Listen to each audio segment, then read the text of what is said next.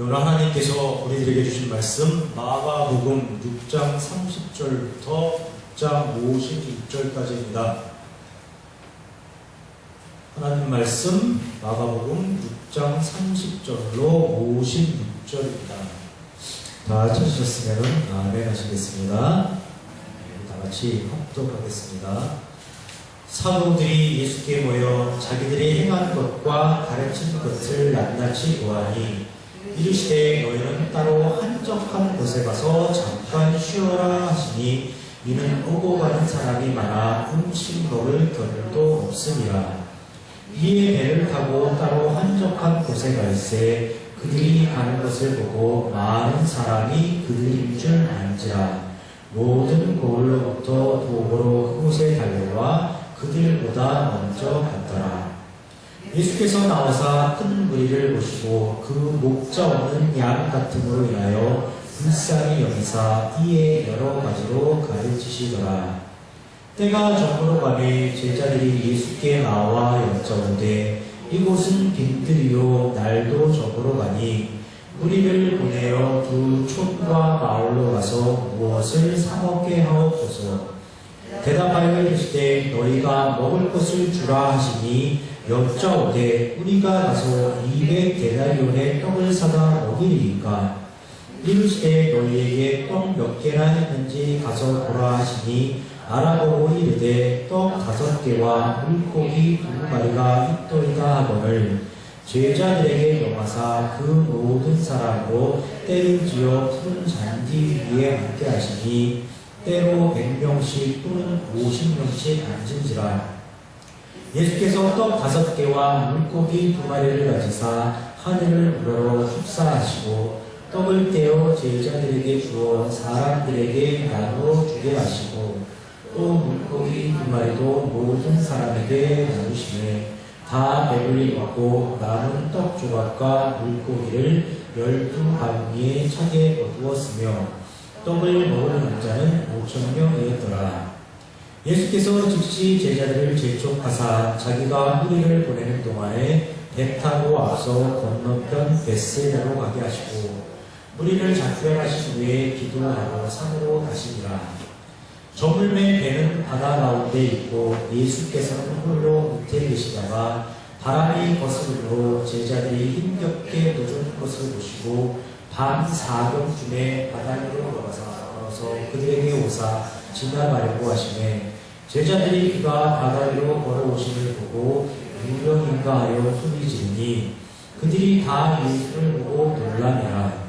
이에 예수께서 곧 그들에게 말씀하여 이르시되 안심하라 내니 두려워하지 말라 하시고 배에 올라 그들에게 가시니 바람이 그치는지라. 제자들이 마음에 심히 놀라니 이는 그들이 그 떡 되시던 일을 깨닫지 못하고 도리어 그 마음이 둔하여졌음이로라. 건너가 게네사렛 땅에 이르러 대고 배에서 내리니 사람들이 곧 예수신 줄을 알고 그 온 지방으로 달려 돌아다니며 예수께서 어디 계시다는 말을 듣는 대로 병든 자를 침상채로 메고 나아오니 아무데나 예수께서 들어가시는 집안이나 호시나 마을에서 병자를 시장에 두고 예수께 그의 옷가에라도 손을 대게 하시기를 간구하니 손을 대는 자는 다 성함을 얻으리라. 오늘 우리가 합독한 본문은 흔히 오병이어의 기적이라고 해서 예수님께서 떡 5개와 물고기 2마리로 많은 사람들을 배불리 먹이신 내용입니다. 떡을 먹은 남자의 숫자가 5,000명이라고 했으니까 여자와 어린 사람은 좋게 10,000명 이상이 이 현장에 있지 않았을까 하는 그런 생각을 해봅니다. 단순히 10,000명 그러면 별것 아닌 것 같이 느껴질 수도 있습니다. 그러나 이 숫자는 정말로 어마어마한 숫자입니다. 예를 들어서 우리 다니는 교회가 성장에 성장을 거듭하고 부흥에 부흥을 거듭해서 10,000명 이상이 출석하는 교회가 되었다고 가정을 해보겠습니다. 정말 가슴 뿌듯한 그런 가정입니다. 그 10,000명 성도가 하루 날을 잡아 가까운 야외로 가서 삼겹살이라도 구워 먹으려고 합니다. 그렇게 하려면 우선 48인승 대형 관광버스가 최소한 200대 이상 확보되어야 합니다. 그리고 삼겹살 1인분을 200g이라고 할 때 무려 3,400근, 즉 2,000kg이 넘는 삼겹살을 필요로 합니다. 요즘은 10,000명 넘는 교회가 하도 많아서 별것 아닌 것처럼 생각될 수도 있지만 10,000명이라는 숫자는 정말 대단한 숫자입니다. 그런데 그 10,000명 넘는 인원을 한 자리에서 먹이는 그런 어마어마한 일이 무려 2000년 전 예수님 사역 당시 갈릴리 바닷가 주변 어느 빈 들에서 일어나는 것입니다. 그래서 그런지 이 사건은 4권의 복음서에서 모두 기록되어 있습니다. 4권의 복음서 모두가 공통적으로 다루고 있는 사건이라 예수님의 말씀이 그렇게 많지 않은데 이 사건은 4권의 복음서가 모두 다루고 있습니다. 그만큼 어떤 중요한 의미가 있다고 볼 수 있습니다. 또한 성경을 거의 읽지 않는 성도들도 이 내용에 대해서는 아주 잘 알고 있습니다. 그 이유는 4권의 복음서가 이 사건을 중요하게 다루고 있는 것처럼 많은 설교자들이 이 오병이어 기적에 대해서 아주 많은 설교를 했기 때문입니다. 그만큼 이 사건이 어떤 중요한 의미를 갖고 있다고 설교자들이 판단했다는 그런 뜻이 될 것입니다. 또한 이 내용이 물질 만능주의에 사로잡힌 현대인들의 큰 관심을 끌기도 했던 것 같습니다. 그런데 오병이어에 관한 대부분의 설교는 거의 동일한 관점에서 이루어집니다. 거의 천편일률적이고 거의 대동소이합니다. 우선 예수님의 기적 그 자체에 초점을 맞춥니다. 예수님은 그 어떤 기적도 행하실 수 있는 분이라고 설교합니다. 그 무한한 능력을 가지신 예수님께서 굶주린 무리를 불쌍히 여기셨고 사랑의 마음으로 그들을 먹이셨다고 설교합니다. 그러면서 우리도 예수님의 이러한 사랑을 본받아 우리 주변에 있는 많은 가난한 이웃을 향해서 그리스도의 사랑을 나누어 주어야 하는 그런 삶을 살아야 한다고 하면서 실천을 강조합니다. 그리고 많은 교회에서 지금도 그렇게 하고 있습니다. 또 다른 설교는 오병이어를 드린 어린아이의 순수한 믿음을 본받아야 한다고 주장합니다. 오늘 본문에는 나오지 않지만은 요한복음에는 한 어린아이가 떡 5개와 물고기 2마리를 제자들에게 내어놓은 것으로 되어 있습니다. 자신의 배고픔도 무릅쓰고 자신의 것을 기꺼이 내놓은 그 어린아이를 강조하면서 믿음의 공동체에서 단 한 사람이라도 순수한 믿음으로 무엇인가를 드릴 때 하나님께서는 그 믿음을 보시고 축복하며 기적을 일으켜 주신다고 설교합니다. 그러면서 사람의 재능과 능력은 다 다르겠지만 가진 것 그대로 정성껏 하나님께 드릴 수 있는 그런 사람이 되자고 설교를 합니다. 그런데 이렇게 설교를 하면은 안 됩니다. 성경의 앞뒤가 맞지 않고 예수님을 아주 이상한 분으로 만들어버리기 때문입니다. 여러분께서는 사탄의 3가지 시험 사건을 모두 기억하실 것입니다. 그 첫 번째 시험이 돌들로 떡덩이를 만들어 보라는 것이었습니다. 그때 예수님께서는 사람이 떡으로만 살 것이 아니요 하나님의 말씀으로 살 것이야 라고 말씀하셨습니다. 삶의 문제는 결코 단순히 먹고 사는 문제가 아니라는 것을 분명하게 하셨고 그러면서 사탄의 시험을 물리치셨습니다. 그렇게 말씀하셨던 예수님께서 오병이어의 기적을 행하셨습니다. 예수님의 말씀과 행동이 서로 일치되지 않습니다. 서로 모순됩니다. 진리이신 예수님께서 스스로 모순을 보시면 될까요? 안 될까요? 그게 당연히 안 됩니다. 그렇다면 이 사건은 단순히 굶주린 사람들을 먹이는 일 이상의 어떤 의미를 담고 있다는 뜻이 됩니다. 단순히 기적 자체의 목적이 있는 것이 아니라 사람들을 먹이는 일의 목적이 있는 것이 아니라 또 다른 어떤 의미가 있다는 그런 결론에 이르게 됩니다. 또 많은 설교자들이 작은 것을 귀히 내놓은 어린아이의 순수한 믿음을 보시고 예수님께서 기적을 행하셨다고 설교한다고 했습니다. 그런데 과연 그런 것일까요? 만약 어린아이가 떡 5개와 물고기 2마리를 내어놓지 않았다면 예수님께서는 이 기적을 행하지 않으셨을까요? 그 자리에 수많은 사람들을 모두 굶주린 채로 나 홀라라 예수님께서 그들을 방치해 놓으셨을까요? 아마 그렇게 하지는 않으셨을 것입니다. 어린아이의 떡 5개와 물고기 2마리가 없었더라도 예수님께서는 허기진 사람들을 먹이셨을 것입니다. 필요하다면 어떻게 해서든지 먹이셨을 것입니다. 돌로 떡덩이를 만들어서라도 굶주린 사람들에게 유용한 양식을 공급해 주셨을 것입니다. 이 어린아이의 작은 정성과 순수한 믿음이 오병이어의 이적과는 아무 상관관계가 없다는 결론에 이르게 되는 것입니다. 즉, 네 권의 복음서가 공통적으로 다를 정도로 이 사건 자체는 아주 중요한 의미를 포함하고 있지만 정작 설교자들이 이 사건을 통해 강조하려는 의도와는 서로 일치하지 않는다는 결론에 쉽게 이르게 됩니다. 대부분의 설교가 이 사건에 대해서 다른 해석을 내리지 못하고 있다는 뜻입니다. 즉, 성경은 대부분의 설교자들이 강조하는 것처럼 예수님의 능력이나 예수님의 사랑, 그리고 어린아이의 순수한 믿음을 강조하는 것이 아니라는 것입니다. 그렇다면 오늘 본문 내용은 어떤 의도로 기록된 것일까요? 성경은 과연 이 사건을 통해서 우리에게 무엇을 보여주려고 하는 것일까요? 그것을 이해하기 위해서는 우리는 지난 그 두 편의 설교를 기억해내야만 합니다. 지지난주 설교를 통해서 우리는 예수님을 대적하는 고향 사람들과 제자들을 세상으로 파송하는 예수님을 만날 수 있었습니다. 죄적 기준, 죄적 인식 체계에 따라서 예수님을 대하는 고향 사람들로부터 예수님은 기꺼이 대척을 당해 주셨습니다. 그리고 제자들에게 하나님의 기준, 하나님의 인식 체계를 가르쳐 주셨고 그들로 세상으로 나아가게 하셨습니다. 즉, 지지난주 설교의 핵심은 죄적 기준에 따라 행동하는 고향 사람들과 하나님의 기준으로 행동하는 예수님을 대조해 주는 것이었습니다. 그리고 지난주에는 헤로당과 그 주변 사람들을 통해서 죄인의 인식체계와 죄인의 사고체계를 살펴보았습니다. 아무리 권력자라도, 아무리 권세자라도, 아무리 능력이 많아도, 아무리 세상 모든 것을 다 가졌어도 죄인은 오로지 자신의 유익과 이익을 위해서만 살아가는 존재라는 것을 우리는 확인했습니다.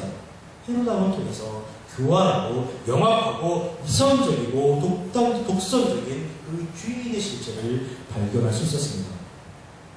오늘 본문은 바로 그 헤로당과 대조해서 나타나는 예수님의 모습을 강조하는 것입니다.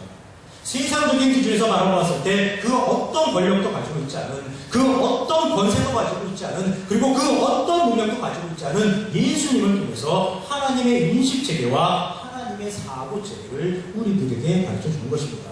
하나님의 심정과 마음, 그리고 하나님의 방식을 성도로 하여금 알게 해주시는 것입니다. 그럼 지금부터 본문을 차근차근 따라가면서 오늘 성경이 이야기하고자 하는 말을 자세히 살펴보도록 하겠습니다. 먼저 마가복음 6장 34절을 보겠습니다. 예수께서 나오사 큰 무리를 보시고 그 목자 없는 양 같음으로 인하여 불쌍히 여기사 이에 여러 가지로 가르치시더라입니다. 예수님께서 큰 무리를 보시고 불쌍히 여기셨다고 기록하고 있습니다. 하나님의 인식체계와 사람과의 인식체계에서 가장 큰 차이점이 바로 이것입니다. 즉, 누군가를 불쌍히 여기는 마음을 가지고 있느냐 없느냐에 따라서 그 사람의 인식체계가 드러난다는 것입니다. 다시 말해서 누군가를 불쌍히 여기는 마음이 있으면 하나님의 마음, 하나님의 관점을 가진 것이고 불쌍히 여기는 마음이 없으면 죄의 마음, 죄적 관점을 가진 것이라는 뜻입니다. 이 죄인은 결코 누군가를 불쌍히 여길 수 있는 존재가 아닙니다. 오로지 자기 자신이 기준이 되고 자기 자신이 중심이 되어서 오로지 자신의 유익과 자신의 이익만을 도모하는 존재이기 때문입니다. 나 이외의 모든 사람은 다 나의 경쟁자이고 나의 적입니다. 나 이외의 누군가를 불쌍히 여길 수 있는 존재가 아닙니다. 우리는 이미 예수님의 고향 마을 사람들, 헤로당, 그리고 헤로당의 주변 사람들을 통해서 그 사실을 확인해 본 적이 있었습니다. 마을 사람들은 시기와 질투심에 사로잡혀서 예수님과 그 일행을 배척했습니다. 여러 가지 문제를 가지고 있었음에도 불구하고 죄의 마음을 품고 있기에 예수님께로 나아오지 않았습니다. 헤로당은 어땠나요? 최고의 권력과요, 최고의 권세자였습니다. 모든 것은 다 가진 자였습니다. 그러나 그가 한 것은 아무것도 없었습니다. 한 짓이라고는 자신의 생일잔치뿐이었고 침례 요한의 목을 댄 것뿐이었습니다. 헤로당 주변 사람들도 모두 마찬가지입니다. 모두가 자신의 유익과 이익만을 위해서 존재할 뿐이었습니다. 이 죄인은 오로지 자신만을 생각하기에 주변을 둘러볼 여유가 없고 그러기에 남들을 결코 불쌍히 여길 수 없는 존재입니다. 혹시 이 자리에 나는 동정심이 많아, 나는 눈물도 많아, 나는 이웃을 위해 봉사도 많이 하고 이것저것에 기도도 많이 해, 다 하나님의 마음으로 사람들을 불쌍히 여기기 때문이지라고 생각하시는 분이 지금 계실지 모르겠습니다. 그러나 그것을 불쌍히 여기는 마음이라고 하지는 않습니다. 그것은 세상의 기준으로 착한 마음일 뿐입니다. 그것은 세상의 기준으로 그저 선한 마음일 뿐입니다. 하나님의 인식체계에서 불쌍히 여기는 마음은 한 단계 더 나가야만 합니다. 그것이 바로 6장 34절입니다. 그 목자 없는 양 같음으로 인하여 불쌍히 여기사입니다. 지금 핀들의 족기 10,000명이 넘는 사람들이 모였습니다. 이 사람들은 어떤 사람들일까요? 아마도 멀쩡한 사람들은 거의 없을 것입니다. 평범한 사람들은 거의 없을 것입니다. 정상의 사람들은 거의 없을 것입니다. 대부분 귀신 들린 사람들일 것이고 중한 병을 앓고 있는 사람들일 것이고 구걸하는 사람들일 것입니다. 그리고 그들의 가족과 친지와 지인들일 것입니다. 그런데 예수님께서는 그들의 상황이나 상태를 보고 불쌍히 여기신 것이 아닙니다. 그들이 귀신 들린 것을 보고 그들이 중한 병을 앓고 있는 것을 보고 그들이 굶주린 것을 보고 그들을 불쌍히 여기시는 것이 아닙니다. 그들이 목자 없는 양 같아서 불쌍히 여기시는 것입니다. 그럼 목자 없는 양은 어떤 의미일까요? 당연히 하나님을 떠난 모든 사람들, 즉 죄인들을 가리키는 말입니다. 이 목자는 하나님이고 양은 죄인들입니다. 그런데 만약에 목자가 없다면 양은 어떻게 될까요? 양은 살아갈 수가 없습니다. 목이 말라도 물이 어디에 있는지 모릅니다. 늪으로 들어가거나 계곡으로 떨어져서 죽을 수도 있습니다. 늑대와 이리떼의 습격을 받아서 생명을 잃을 수도 있습니다. 그러기에 양은 반드시 목자를 필요로 합니다. 그런데 문제는 양이 목자를 찾아오지 않는다는 것입니다. 목자만 찾아오면 모든 문제가 해결되는데 양은 자신이 어떤 존재인지 모르기에 그리고 목자가 있는지 없는지 그 사실조차도 모르기 때문에 목자를 찾아오지 않습니다. 스스로 물을 찾으려 하고 스스로 길을 찾으려 하고 스스로 자기를 지켜내려고 합니다. 그런데 그렇게 해서 될 수 있는 일이 아닙니다. 그렇게 해서 양의 문제가 해결될 수 있는 일이 아닙니다. 그래서 목자가 양을 찾아가 주어야만 하는 것입니다. 양이 목자를 찾지 않기에 목자가 양을 찾아가는 것입니다. 그런데 예수님 보시기에 사람들의 큰 무리가 바로 그런 양의 모습이라는 겁니다. 모든 사람들이 각자의 문제를 다 가지고 있습니다. 그러나 그 문제보다도 훨씬 더 심각한 것은 바로 그들이 죄인이라는 사실입니다. 그런데 그들은 자신들이 죄인인지 모릅니다. 자신들의 가장 큰 문제가 무엇인지 모릅니다. 자신들의 문제가 그저 귀신 들린 것이고 그저 중환병 앓는 것이고 그저 굶주리는 것이라고만 생각할 뿐입니다. 예수님께서는 물론 그들의 문제를 다 해결해 줄 수 있습니다. 그런데 그런다고 결코 나아지는 것이 아닙니다. 또 다른 문제가 그들을 기다리고 있을 뿐입니다. 문제 하나가 해결되면 또 다른 문제가 찾아오게 되어 있습니다. 죄에 사로잡혀 있는 이상, 죄인으로 살아가는 이상 사람들은 결코 자신의 상황과 상태에 만족할 수 없고 그러기에 결코 행복한 삶을 살아갈 수가 없습니다. 그래서 예수님께서는 사람들을, 즉 죄인들을 불쌍히 여기신 것입니다. 문제의 핵심이 어디에 있는지도 모르고 문제의 본질이 어디에 있는지도 모르고 그저 눈앞에 보이고 눈앞에 닥친 일만 문제로 인식하는 죄인들을 예수님께서는 불쌍히 여기신 것입니다. 하나님을 모르는, 하나님의 심정과 마음을 모르는 그들을 예수님께서는 목자 없는 양이라고 바라보면서 그들을 불쌍히 여기시는 것입니다. 그럼 이런 목자 없는 양들을 위한 해결책은 무엇일까요? 유일한 해결책은 양을 찾아가서 하나님을 가르쳐 주는 것뿐입니다.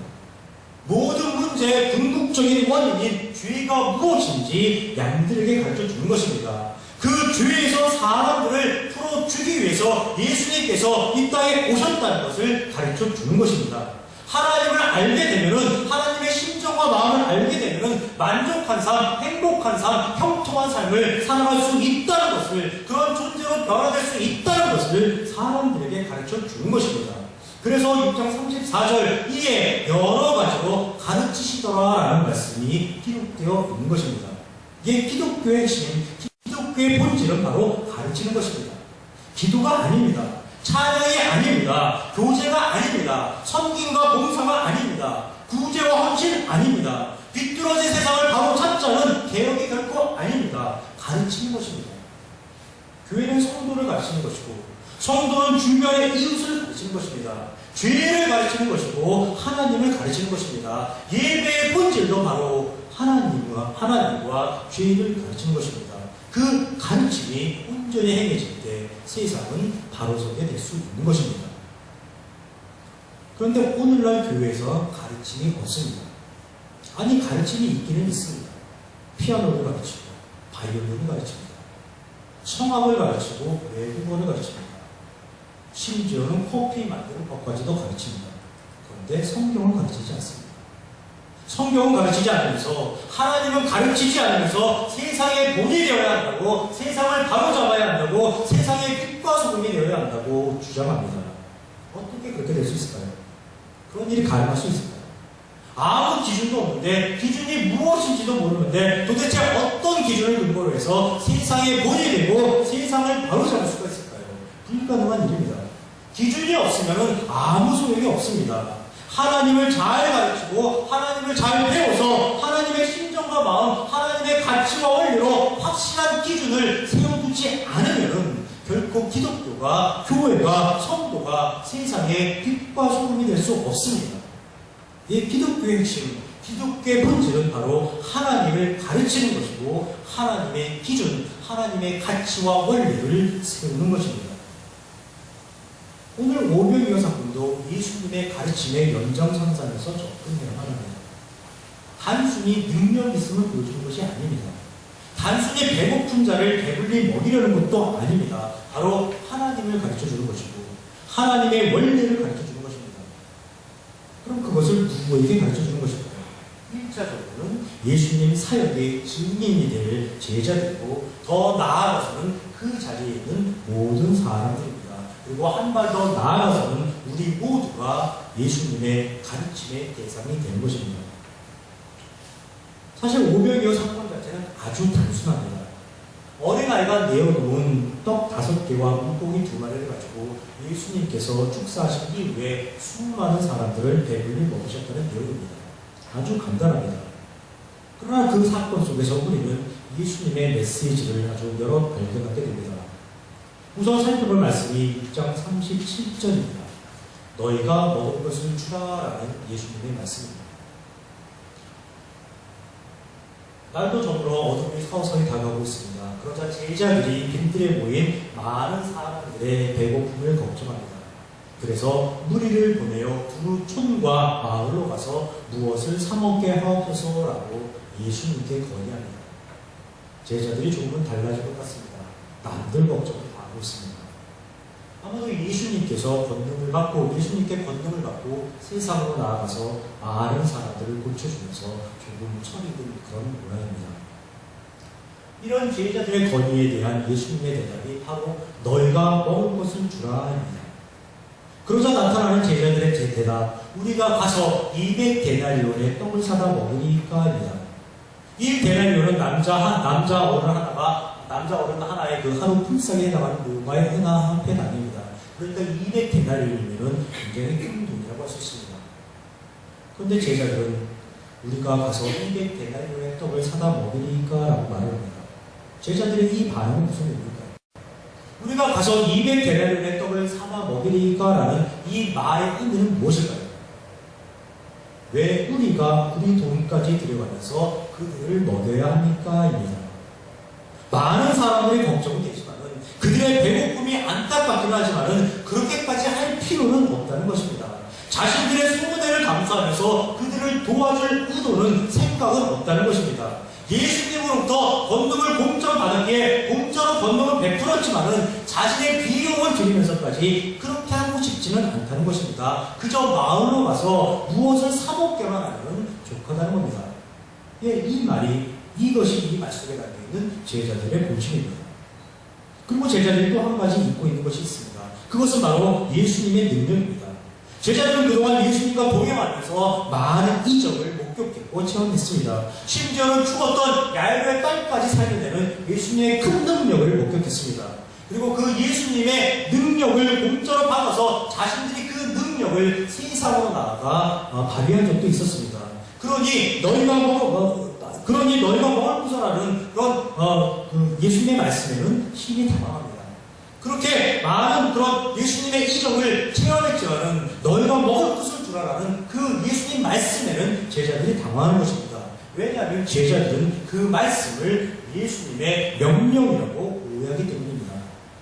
제자들이 만약에 예수님을 온전히 이해했다면, 제자들이 예수님의 능력을 온전히 신뢰했다면, 그동안의 경험을 통해서 예수님이 하나님의 아들이심을 확신했다면, 너희가 먹을 것을 주라라는 그 말씀을, 예수님께서 또 무슨 능력을 행하시려는 모양이구나, 우리에게 또 권능을 주셔서 우리가 많은 이적을 행했듯이, 많은 사람을 고쳐주었듯이, 또 우리로 하여금 어떤 일을 행하시려고 예수님께서 준비하시고 있는 모양이네 라고 생각하면서, 예, 알겠습니다, 그렇게 하겠습니다 라고 대답하면 그만입니다. 그러면 나머지는 예수님께서 다 알아서 해주시는 것입니다. 그러나 제자들은 그 많은 일을 겪고서도 순간순간 예수님의 존재와 예수님의 능력을 망각하기에, 우리가 가서 200데나리오의 떡을 사다 먹으리까라는 그런 반응을 보이는 것입니다. 예수님이 제자들의 이러한 반응에 아랑곳하지 않으시고, 너희에게 떡 몇 개나 있는지 가서 보라라고 말씀하십니다. 그러자 제자들은 떡 5개와 물고기 2마리가 있더이다 라고 대답합니다. 제자들이 대답한 이 말에 뉘앙스가 느껴지셔야 합니다. 지금 제자들은 우리가 가진 것이라고는 고작 떡 5개와 물고기 2마리 뿐입니다 라고 말을 하고 있는 것입니다. 이것으로는 어림도 없습니다. 이것으로는 아무것도 할 수 없습니다.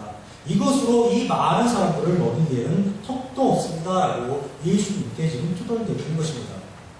그러나 예수님께서는 고작 그 떡 5개와 물고기 2마리로 좋게 10,000명을 배불리 먹이신 것입니다. 예수님께서는 오병이어 사건을 통해서 여전히 죄적 인식체계에서 벗어나지 못하고 있는 제자들의 한계를 깨닫도록 해주는 겁니다.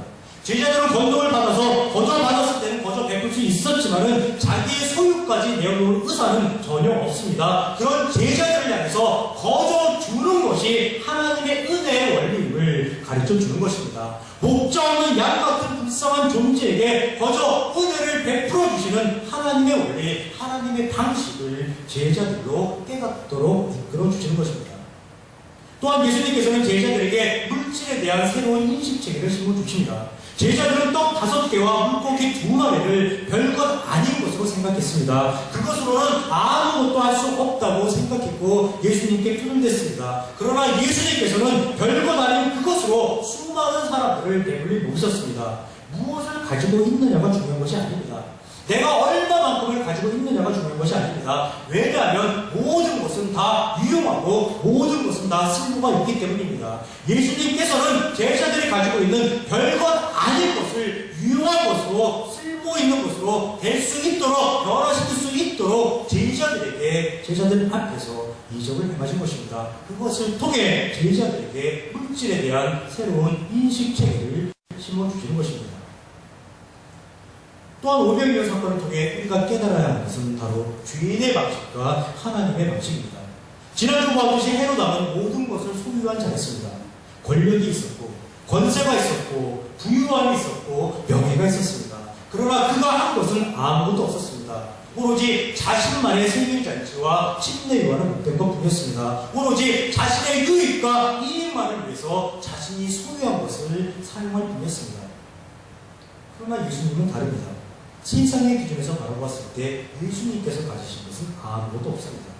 그저 죄인들을 불쌍히 여기시는 마음, 죄인들을 긍휼히 여기시는 마음과 하나님의 능력뿐이었습니다. 그런데 그 하나님의 능력을 예수님 스스로를 위해서 사용하시는 것이 아닙니다.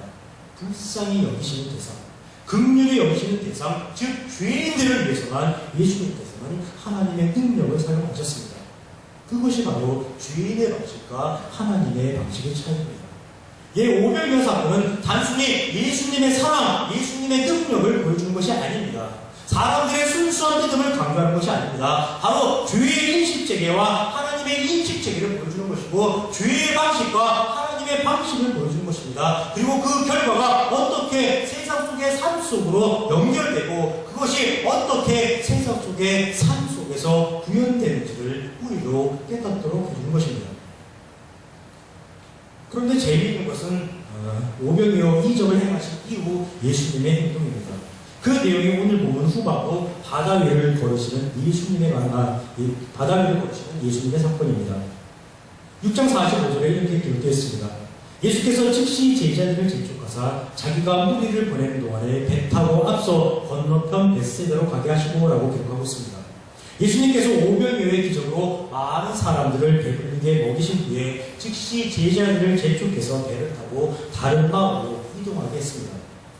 그리고 예수님은 따로 육지에 계시다가 밤 4경쯤 되었을 때 바다 위를 걸어서 힘겹게 노를 젓고 있는 제자들에게 다가갑니다. 당연히 제자들은 놀랄 수밖에 없습니다.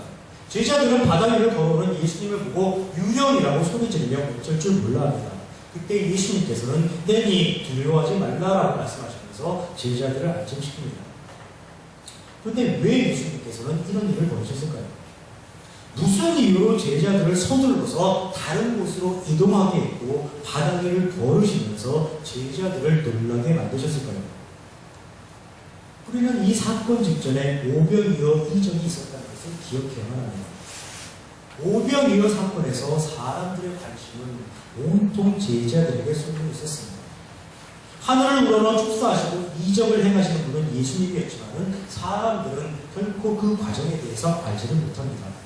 사람들은 빈 바구니에서 끊임없이 떡과 물고기를 꺼내서 나누어주는 제자들에게만 관심을 보일 뿐입니다. 사람들은 제자들의 능력으로 지금 자신들이 배불리 먹고 있다고 생각을 하고 있는 것입니다. 떡과 물고기를 받으면서 사람들이 제자들을 칭송합니다. 사람들이 제자들에게 감사를 표합니다. 제자들은 신이 났습니다. 칭송과 감사를 마다할 사람은 이 세상에 아무도 없습니다. 제자들은 마치 자신들이 능력을 행해서 떡과 물고기를 나눠주고 있다는 그런 착각에 빠집니다. 이제 귀신을 쫓아주는 능력, 병도 고쳐주는 능력 외에 또 다른 능력이 자신들에게 생긴 것인 줄 오해하고 있고 착각하고 있습니다. 떡과 물고기가 더 필요한 사람은 손들어보라고 외치면서 아주 마치 물 쓰듯이 아주 신나게 사람들에게 후한 인심을 베풀고 있습니다. 예수님께서는 바로 그 제자들을 그 오해의 현장에서 그 착각의 늪에서 건져내 주시는 것입니다. 빨리 현장에서 벗어나게 하기 위해서 제자들을 재촉해서 다른 마을로 가게 하시는 것이고 바다 위를 걸어가심으로써 제자들을 놀라게 하시는 것입니다. 그리고 놀라는 제자들을 향해 안심하라, 내니 두려워하지 말라라고 말씀하십니다. 제자들은 많이 머쓱했을 것입니다. 많이 당황했을 것입니다. 조금 전까지만 해도 오병이어의 현장에서 자신들의 모습은 아주 멋있었는데 정말 위풍당당했었는데 아주 기고만장했었는데 지금 예수님도 알아보지 못하고 놀라고 있는 그 자신들의 모습을 통해서 스스로의 그 모습에 실망을 했을지도 모릅니다.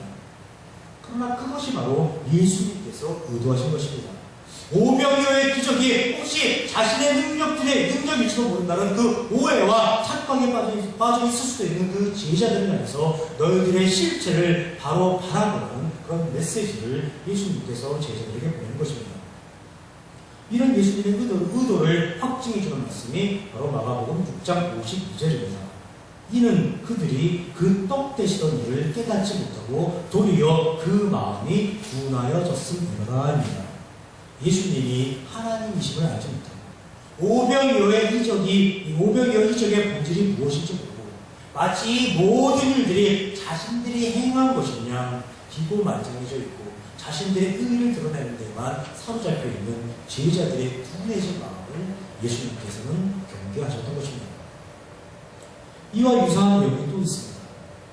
오늘 보면 도입부 마가복음 6장 30절에서 31절입니다. 이렇게 기록되어 있습니다. 사도들이 예수께 모여 자기들이 행한 것과 가르친 것을 낱낱이 보아니 이르시되 너희는 따로 한적한 곳에 가서 잠깐 쉬니 이는 오고 가는 사람이 많아 음식 먹을 겨를도 없음이라 라고 기록하고 있습니다. 많은 설교와 주석서에서는 이 구절을 가지고 예수님께서 쉼, 즉 휴식을 강조하는 것이라고 말을 합니다. 분주하게 땀을 흘리면서 일하는 것이 고귀한 것이지만 적당한 휴식도 꼭 필요한 것이라고 휴식을 강조했다고 설교를 합니다.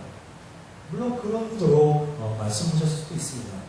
그러나 앞뒤 내용을 잘 구성해서 조금만 자세히 읽어보면 그렇지 않다는 것을 쉽사리 발견하게 됩니다. 조금 전 이 말씀은 지지난주 본문에서 연결되는 내용입니다. 즉 제자들이 예수님으로부터 권능을 받고 세상으로 나아가 귀신을 쫓고 병자들을 고쳐준 사건과 연결되는 내용입니다. 다시 말해서 오늘 보면 자기들이 행한 것과 가르친 것을 낱낱이 보아니라는 그 내용은 제자들이 세상에서 행했던 사역에 대해서 예수님께 보고하고 있는 모습이라고 할 수 있습니다. 그런데 과연 예수님께서 제자들에게 보고하라고 말씀을 하셨을까요? 얼마나 많은 귀신을 내쫓았는지, 얼마나 많은 사람을 치유해 주었는지, 그리고 세상에서 어떤 일들이 있었는지 하나도 빠짐없이 보고하라고 제자들에게 말씀을 하셨을까요? 너희들이 사역을 할 때 사람들의 반응이 어땠는지, 그리고 감사함은 얼마나 거쳤는지 제자들에게 보고하라고 명령을 하셨습니다. 오늘날 대형교회의 담임 목사가 부목사나 전도사 되듯이 그렇게 제자들을 막 대하셨습니다. 예수님께서는 결코 그렇게 하시지를 않습니다. 왜냐하면 예수님은 제자들을 일시키기 위해 부르신 것이 아니고 일시키기 위해 제자들을 세상에 보내신 것이 아니기 때문입니다. 하나님을 증거하기 위해 하나님의 아들에 대해서 증인 삼기 위해 제자들을 부르시고 권능을 주시고 세상으로 보내신 것이기 때문입니다. 이 일은 예수님께서, 이 일은 하나님께서 하시는 것이기에 제자들의 보고는 결코 필요치가 않습니다. 지금 제자들은 저희들끼리 신나서 떠드는 것입니다. 아무것도 안 했던 자신들이 귀신 들린 사람들로부터 귀신을 내쫓아 주었고 많은 병자들을 치유해 주었습니다. 자신들이 능력자가 된 것입니다. 자신들이 상상도 할 수 없었던 그런 능력을 사람들에게 지금 베풀어 준 것입니다. 자신들이 신기할 수밖에 없습니다. 자신들이 스스로 대단한 존재로 느껴질 수밖에 없습니다. 게다가 많은 사람들이 이제는 자신들을 알아보고 있고 자신들을 따르기까지 합니다. 예, 지금 제자들은 무용담을 늘어놓는 것이고 간증을 늘어놓는 것입니다. 모두가 경쟁하듯 자기도 모르게 자신의 업적을 예수님 앞에서 대놓고 자랑하고 있는 것입니다. 하나님의 원리, 하나님의 방식은 다 잊어버렸습니다. 하나님을 증거하고 하나님의 아들의 증인되는 것은 다 잊어버렸습니다. 오로지 제자들은 자신들의 의에 사로잡혀서 죄인의 모습, 죄인의 한계를 드러내고 있는 것입니다. 그래서 예수님께서 너희는 따로 한적한 곳에 가서 잠깐 쉬어라 라고 말씀하신 겁니다. 이 예수님께서 오병이어 이적 사건 이후에 제자들을 저쪽에서 다른 마을로 가게 하신 이유와 마을에서 있었던 일을 낱낱이 구하는 제자들에게 한적한 곳에 가서 쉬라고 말씀하신 이유는 제자들로 하여금 자신의 위치와 자신의 역할을 확실히 인식시켜 주시기 위해서입니다. 이렇게 하지 않으면 제자들은 금방 교만에 빠집니다. 하나님은 잊어버리고 예수님은 잊어버리고 금방 아나무인이 되어버립니다. 하나님의 원리, 하나님의 가치는 모두 잊어버리고 금방 죄인의 속성과 죄인의 한계를 드러내게 됩니다. 우리는 이런 사례를 우리 주변에서도 흔히 볼 수 있습니다. 하나님의 특별한 은혜를 받은 사람이 있습니다. 하나님의 특별한 은사를 받은 사람이 있습니다. 병 고침을 받은 사람이 있고 물질의 축복을 받은 사람이 있고 예언의 은사를 받은 사람이 있고 치유의 은사를 받은 사람이 있습니다. 그런데 그런 사람들 통해서 하나님을 온전히 만나기가 참으로 어렵습니다. 왜냐하면 하나님이 드러나는 것이 아니라 그들이 드러나기 때문입니다. 그들의 특별한 능력만이 드러날 뿐이고 특별한 은혜를 받을만 했던 그들의 행위만이 강조되기 때문입니다. 그러는 가운데 기독교가 어느새 수단과 방법의 종류가 되어버립니다. 하나님의 은혜는 어딘가 다 사라져버리고 온통 복받는 방법, 치유받는 방법, 은혜받는 방법만이 강조되는 그런 종교가 되어버립니다. 본질은 다 어디로 사라져버렸습니다. 핵심은 다 어디로 사라져버렸습니다. 오로지 수단과 방법만이 남아있습니다. 예수님께서는 바로 이러한 것을 방지하시는 것입니다. 제자들이 자신들의 의에 사로잡히지 않도록 온전히 하나님만 바라보고 하나님의 가치와 원리를 깨달을 수 있도록 제자들을 이끌어 주시는 것입니다. 그래서 너희는 따로 한적한 곳에 가서 쉬어라 라고 말씀하시는 것이고 오병이어 사건 이후에 서둘러 다른 곳으로 가게 하면서 바다리를 걸으시는 모습을 제자들에게 보여주시는 것입니다. 말씀을 정리하겠습니다. 우리는 이번 주까지 모두 3주에 걸쳐서 마가복음 6장을 살펴보았습니다. 예수님께서 고향에서 배척을 당하시는 일, 예수님께서 제자들을 세상으로 보내시는 일, 침례 요한의 죽음에 관한 일, 오병이어의 이적을 행하시는 일, 그리고 예수님께서 바다 위를 걸으시는 일 등을 살펴보았습니다. 그 사건들 속에서 우리는 하나님의 인식체계와 주인의 인식체계의 차이점을 발견할 수 있었고 하나님의 행동 방식과 죄인의 행동 방식의 차이점에 대해서도 알 수 있었습니다. 다시 한번 말씀드린다면 예수님께서는 고향 사람들이 예수님을 배척할 때 기꺼이 배척당해 주셨습니다. 왜냐하면 그것이 하나님의 원리이고 하나님의 방식이기 때문입니다. 그리고 예수님은 세상의 기준에서 바라봤을 때 아무것도 가지지 않으셨고 오로지 사람들을 불쌍히 여기시는 마음과 하나님의 능력만을 가지셨을 뿐입니다. 그런데 그 능력을 스스로를 위해서 사용하신 것이 아니라 오로지 죄인들을 위해서만 사용하셨습니다. 왜냐하면 그것이 하나님의 원리이고 하나님의 방식이기 때문입니다. 이것이 바로 기독교의 방식입니다. 배척하면 배척을 당해주는 것입니다. 거부하면 거부를 당해주는 것입니다. 내가 싫다고 하면 내가 싫어짐을 당해주는 것입니다. 그리고 그런 사람들에게 오히려 아무 조건 없이 아무 대가 없이 은혜를 베풀어 주는 것입니다. 시기와 다툼이 일어날 일이 없고 분쟁과 다툼이 일어날 일이 없습니다. 세상의 기준에서 바라봤을 때 이것처럼 미련한 것이 없습니다.